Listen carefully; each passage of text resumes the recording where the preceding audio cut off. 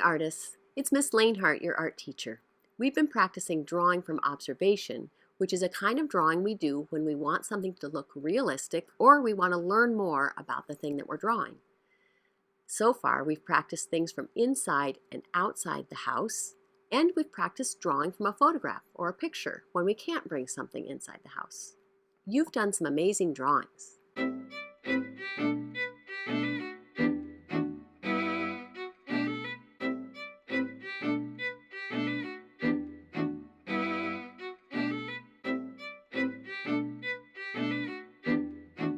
This time, we're going to be practicing drawing something called a still life. Still lifes are a real thing with artists. You can set up something really interesting to look at and draw that will hold still.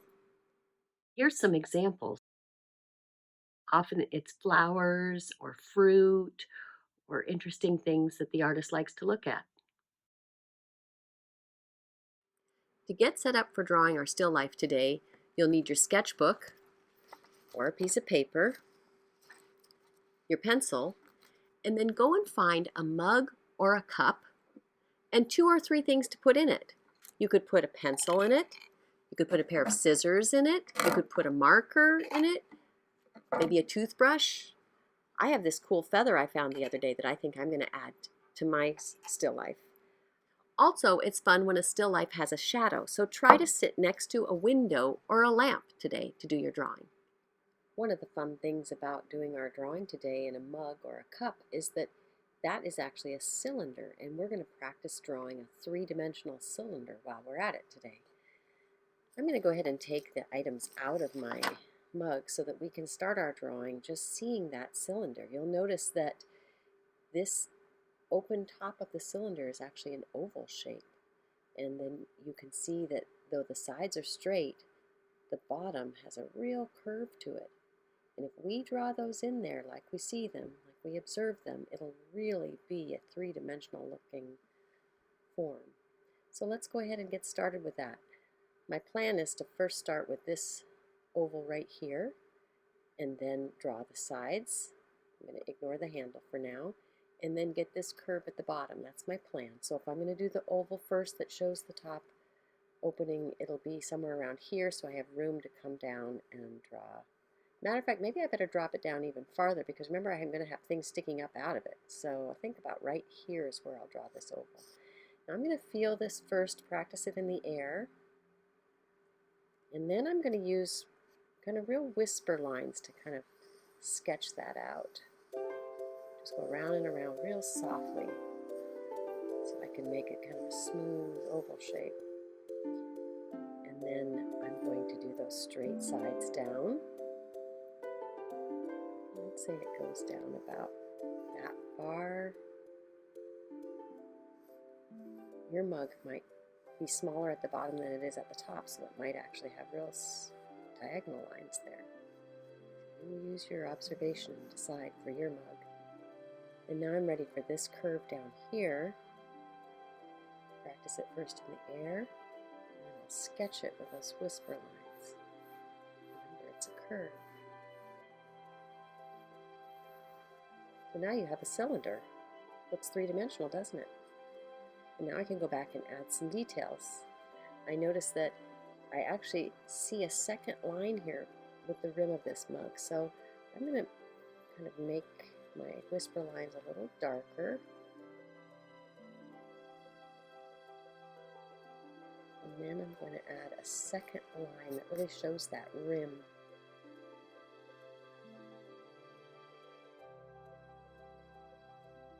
I'm ready to start my handle. Make a plan. Looks like it's going to be about right there. You do the top first. There's a bump and another bump. Feel that.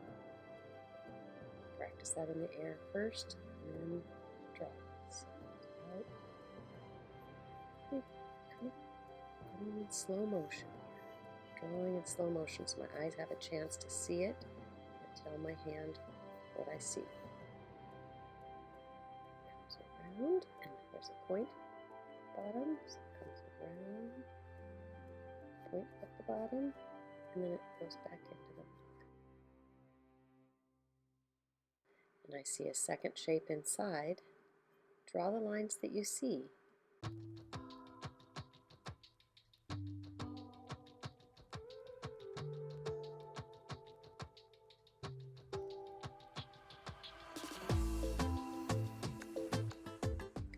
All those lines that you see might turn out to be kind of three-dimensional. And let's go ahead and, before I do the patterns on the mug, which you can decide to do or not to do. Maybe you'll decide not to do any of the patterns on your mug. I probably will eventually, but let's go ahead and set some of my items back in this mug to make my still life a little more interesting. And I'm ready now to try drawing those.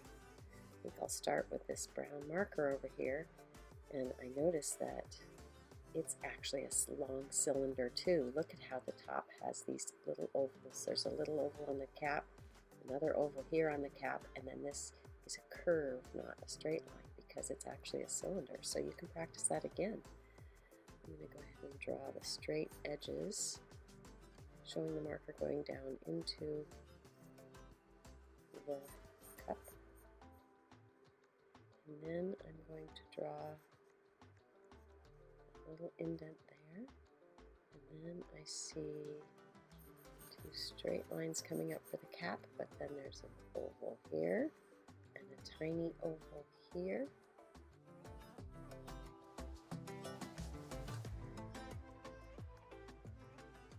And this is curved right here instead of straight. Now, my pen, my marker, covered up the edge of my mug, so I'm going to erase this right here. It overlaps it there, so erase that part.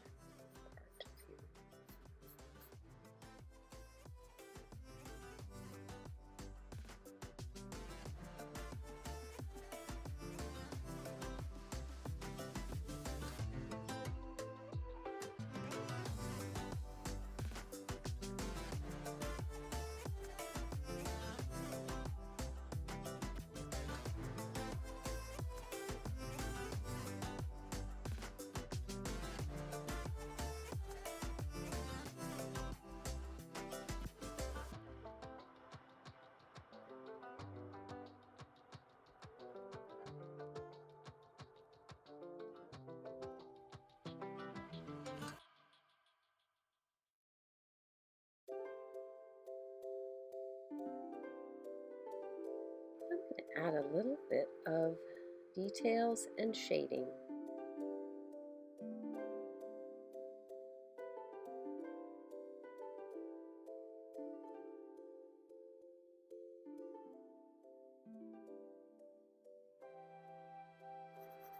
See shapes that are extra dark, push really hard. Dasa Yati, what do you see? We're drawing from observation, really observing.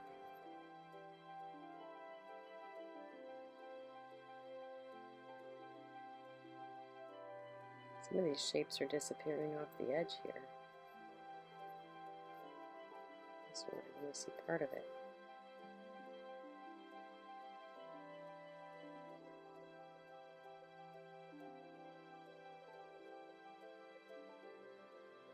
While you're drawing details, you can look for those darks and lights, and you can shade things in.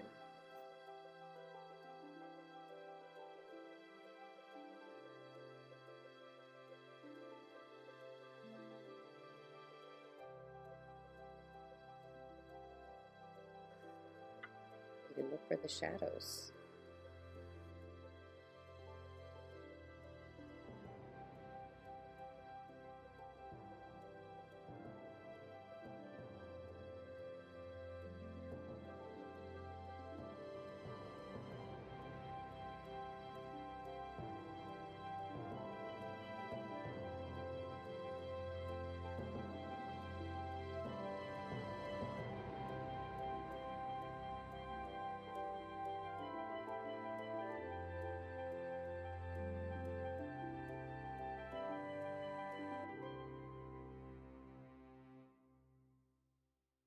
I can do some labeling, or I can simply give it a title. I might ask a question, do any kind of writing around your drawing that you'd like to.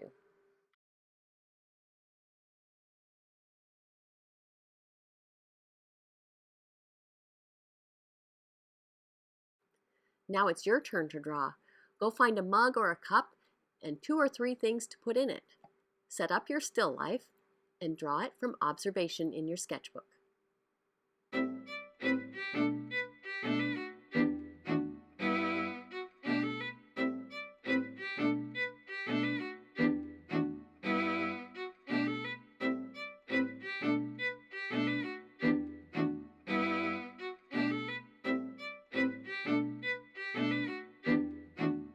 Artists, this month, it's been really fun working on drawing from observation with you and seeing what you can do.